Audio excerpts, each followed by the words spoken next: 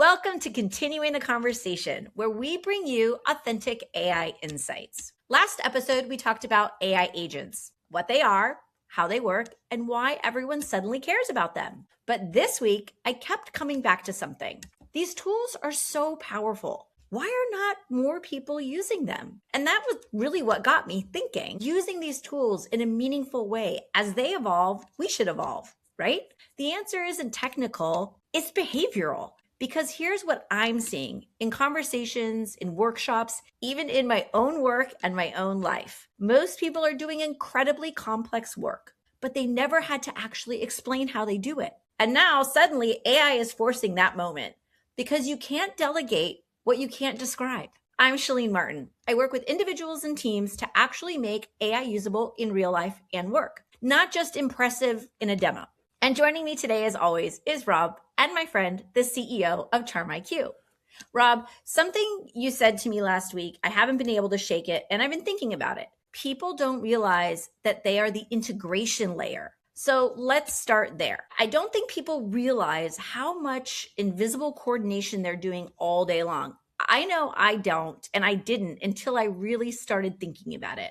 They're just getting the job done, but they've never really had to step back and look at it as a system. So what are they missing when they don't see it that way? Hey, Shalene, and those are great questions. This is an interesting task. Unless you've never done business process automation, I remember the whole BPO craze that went on in the 90s and all this other stuff. Unless you've gone through and you've thought about the processes that surround you, or if you're part of a larger organization and you just perform one set of work function and you don't integrate with the rest of the teams and the rest of the organization, you really don't see where your process fits in, or that the fact that what you do all day, every day is part of some other larger process. And what I've learned my whole career as being a technologist is, especially in software companies, you try to do everything in software because you just end up paying an upfront cost for the development and the maintenance. But your hope is that the efficiencies that you gain through that are good. Whereas with a person, you have to constantly pay for that person. So you try to automate as much as you can in software, and then anywhere that you have something that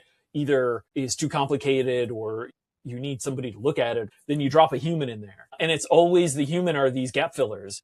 And I don't want to paint that as a terrible picture, but when you're thinking through a whole process, you're always thinking about where can you get these efficiencies? And people tend to be a very expensive part of those processes. So you try to minimize where those touch points are. And what's really fascinating, unless you've looked across all those, is to see how many touch points there are and what these processes look like. So just stepping back from all of that, a lot of us don't look at above our jobs as to where we fit into the process. And we don't typically look at our own jobs, the things that we do on a daily basis, and put them in lanes. Because of my software background, we are constantly forced into thinking of things about as processes, because that's literally what we do in software, is just write software that performs steps. So we are trained to do that. But a lot of people in their job, they're put in a general position and they have to perform general functions.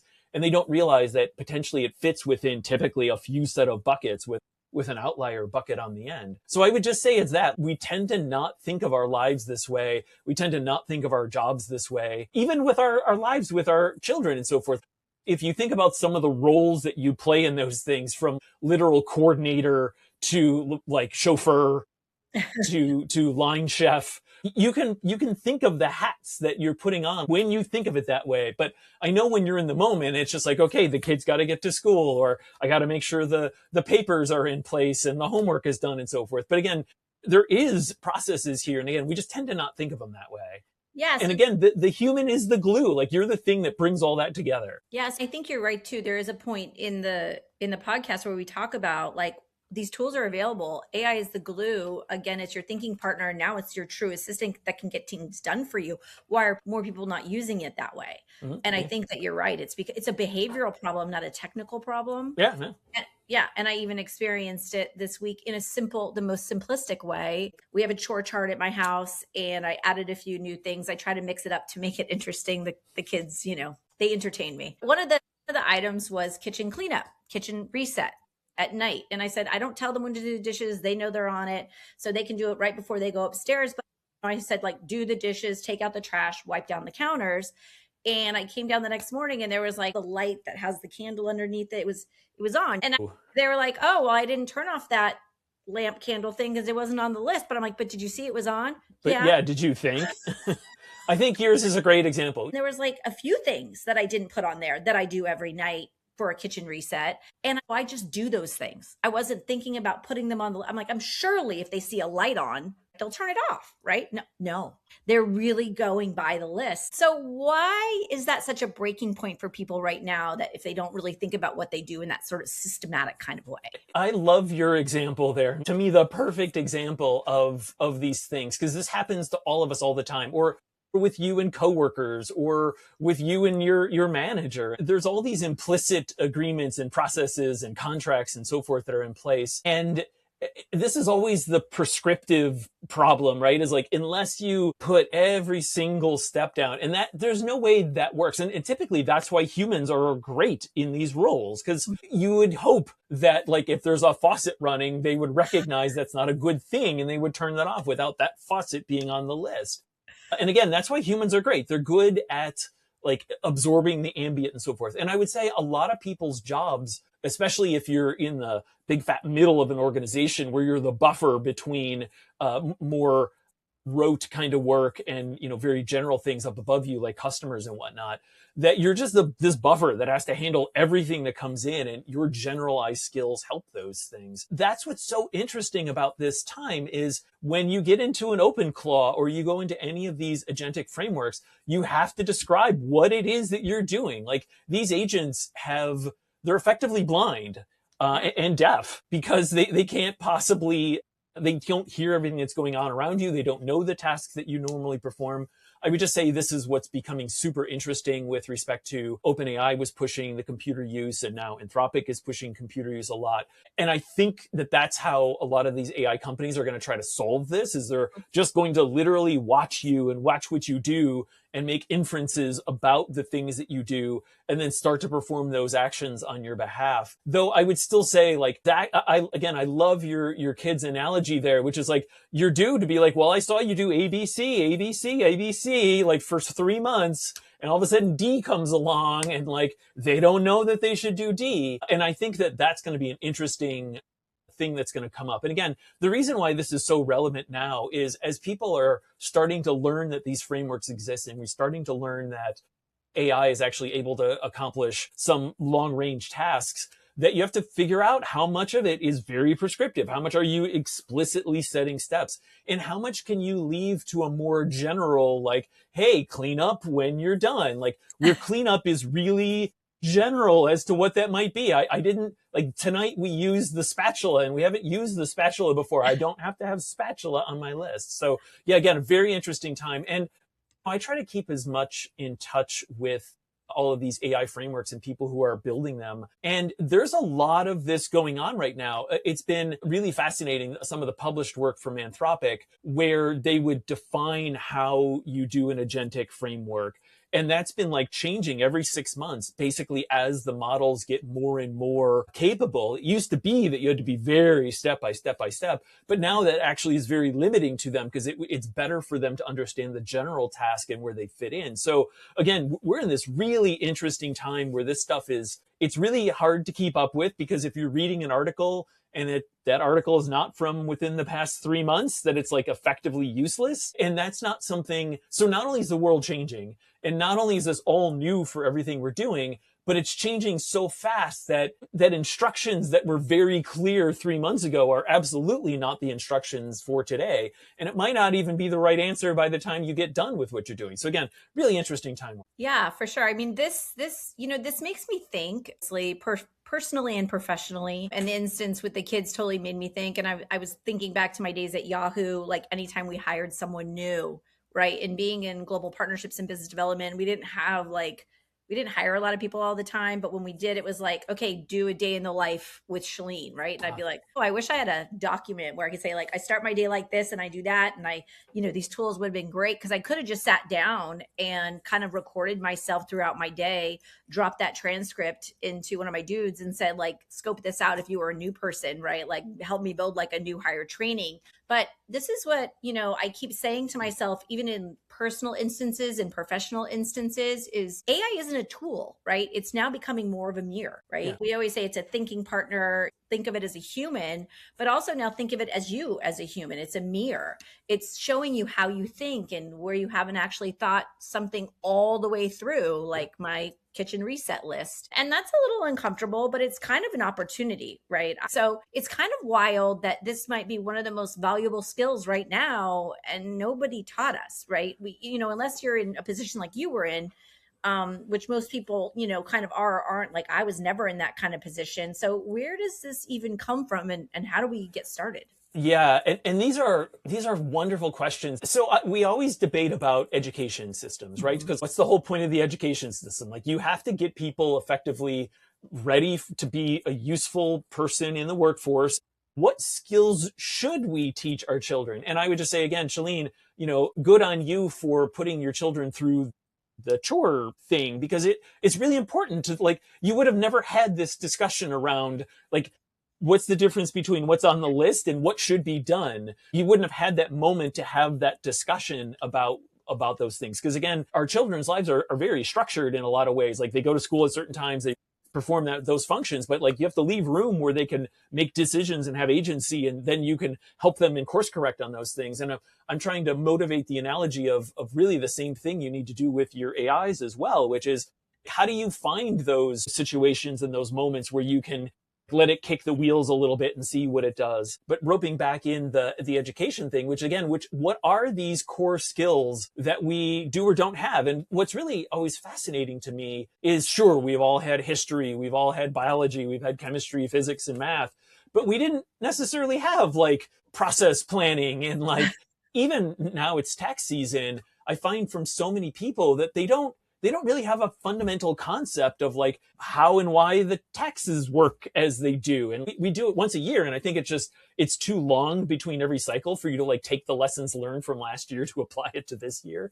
These are fascinating things that we really just don't learn at a big global scale in school. Like, you don't learn how to take generic instructions and decide when are they exact instructions and when are they instructions that have like wiggle room in them and whatnot. What's really weird about the workforce, and I find this fascinating, is unless you're in a very specific role where you have to perform a set of functions and you're trained for those, most people are hired into very generic roles, and they're already assumed to have the skills necessary to perform that role. Like, at least in my career throughout the past, God only knows how many years, like, there was never a time where I was sat down and somebody sat with me and said like, hey, this is how you do your job. This is how you get better at it. This is how you think about it. So I'm just reflecting on, everyone else's experience that I've talked to, is like, no one has that. So it doesn't seem to ever happen in work, and it certainly doesn't seem to happen at school. So like, we don't learn these skills. We don't learn how to break these things apart. And then just going one step aside from what you had said earlier, which is, if you are ever forced to write a process down,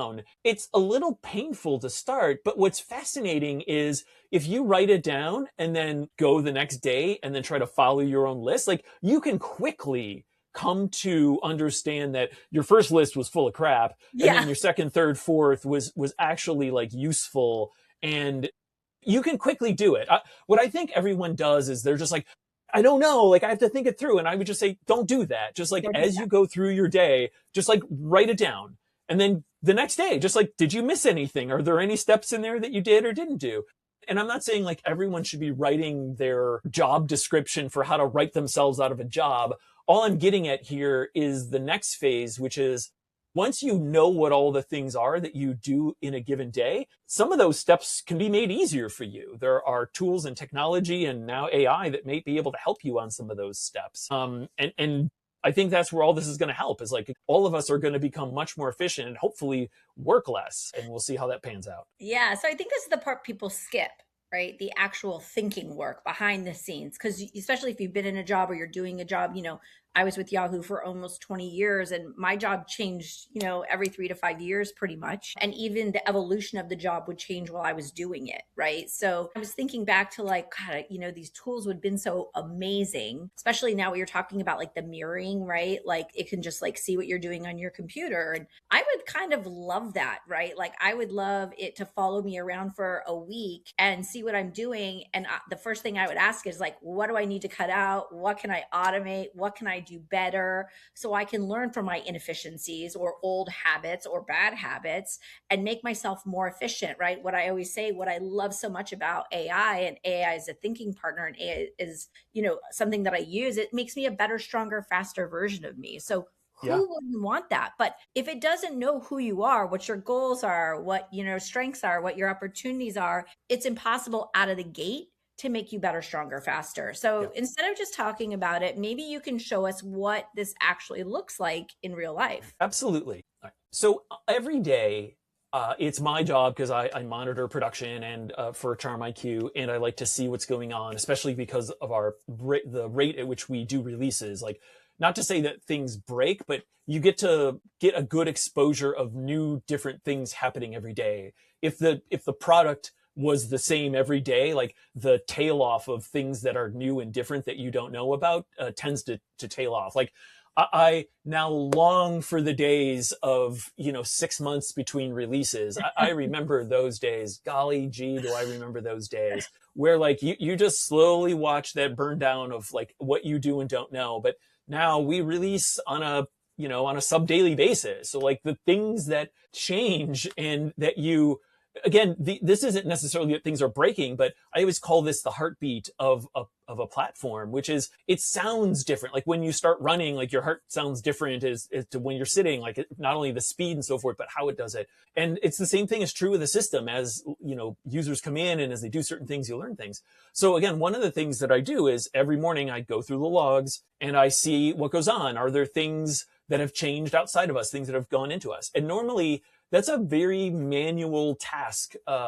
of going through the logs and thinking about which things are bad and good and so forth. And so this is just one example. This is literally the other morning, 2 mornings ago, maybe yesterday, where I was just like, okay, this is a thing that I dread doing every day, specifically the manual part of it, of digging through the logs and finding common patterns of things. And one could put these through other tools that look for anomalies and so forth. But when you're releasing on such a cadence like this, like the anomalies end up being the norm. So it's really hard to use anomaly software to do some of this stuff because, again, every day is different for us. So it does require an eye, or at least an eye across a longer time frame. So in this case, all I'm doing is just simply motivating the fact that I found a thing that I have to do every day and that I enjoy the output of it, but I hate the mechanics of it. So one of the things that I did here was we have an MCP server for our log server. And basically I can just tell my dude, like, you go look at the logs. Like he knows, and we have all this backlog of stuff that we found in the past and so forth. So my dude knows exactly what's normal, what we've changed, what the release is, what are the things that are going to be coming down the pipe. And in this case, I had my dude go through, and to me, this is so amazing because logs tend to be very noisy and they're hard to see, and you have so much stuff that's interwoven in them, especially things that happen across systems and all these other things. So it's amazing that in this case, it was able to get down to the fact that, there was 5 failures clustered between a certain amount of times from only a single user in this particular case on a certain thing. And it was really helpful for my day because it's a part of my day that is very mentally draining, but I need the output so I can go to the next step. So I was able to then get to the point where I was like, oh, I can now hand this off and just hand it to the dev team to solve the problem, which we're able to do in moments now. And then we come back and then it's back to my job, which is like, I have to write the email to the user and say, hey, this is what happened. This is our problem and everything else. So again, going through our process, we've done this enough times now that like we have a certain way that we write emails. We have a certain way that we like to communicate these things and so forth. So of course we've turned that into an email writer for specifically for these support tasks. Nice. And again, these are like, I know what the email should look like and sound like. They're all the same, but it's a different issue on a different user with a different thing every day. So again, this was like, I love the discovery of like how to solve the problem and like, is it ours and how do we think about it in the big picture? But I hate the beginning, which is to dig through the logs, and I hate the end, which is just the rote writing of the happy email that says, hey, we're sorry about this, and so forth. So in this case, I took the two parts that I personally hate doing. And again, maybe you're the part that you hate's in the middle, and that's the part you automate, but like, keep the parts of your job that you enjoy. Right. And again, yeah, that's important. Yeah. And in this case, again, I just had the dude write out the email. And I would say this was one of our early versions of the support writer. I was actually trying different versions of them to see. And again, that's what's amazing about Charm IQ is I can have 7 different versions of my support email writer, and I can have it output all 7 of them, and I can see which one's like trending the right way, and I could use that to help me get the right email. So this is like a super simple task. And again, it's something that's normally extremely manual for me, and a thing that we could set up more processes around. But again, given the way that it changes, it doesn't make a lot of sense. So in this case, I was able to put 2 very tactical agent-based solutions in this. And it may get to the point where we can start to remove parts of this in the middle, to the point where like basically every time there's a heartbeat on the logs, they can just be looking all the time on this stuff and sending out these things and putting defects and so forth.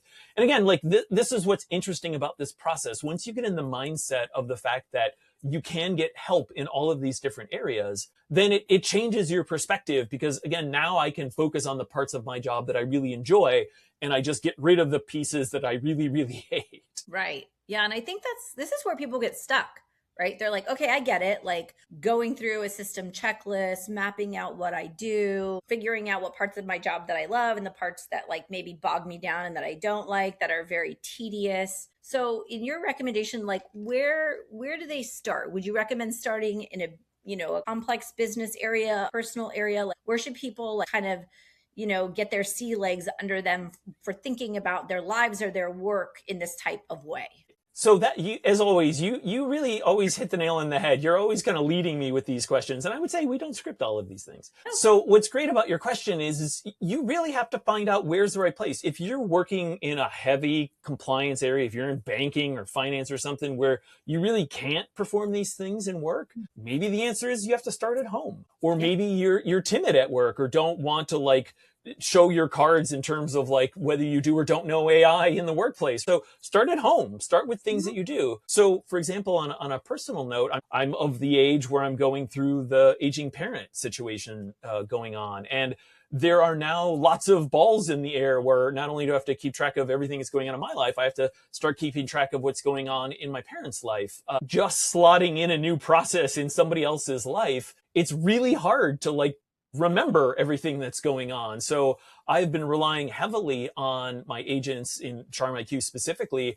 I take copious notes of what's going on. I use my recording on my phone, my voice recorder, to take transcripts of the discussions with the parents, just so like, because we go through like healthcare issues and like medicine, and when we're at the doctor, like what did the doctor recommend, and like all this stuff, because there's so much information. I'm trying to manage my parents' anxiety and expectations and all this stuff. And I'm trying to like, I just left work. So like my brain's still half in work mode. And I'm trying to like be a responsible son in this case. But again, like I'm leveraging all of the tools that I possibly can. And I would say it's been a lifesaver because I'm able to focus more on the anxiety my parents are going through right now. Because we're all born and bred and raised here in America to be fiercely independent. So we typically don't have the family structures that we have, and it comes from both sides, right? So I, as an independent son, like live my life, and my parents have been born and raised to be independent. So like they relish the chance to be independent, and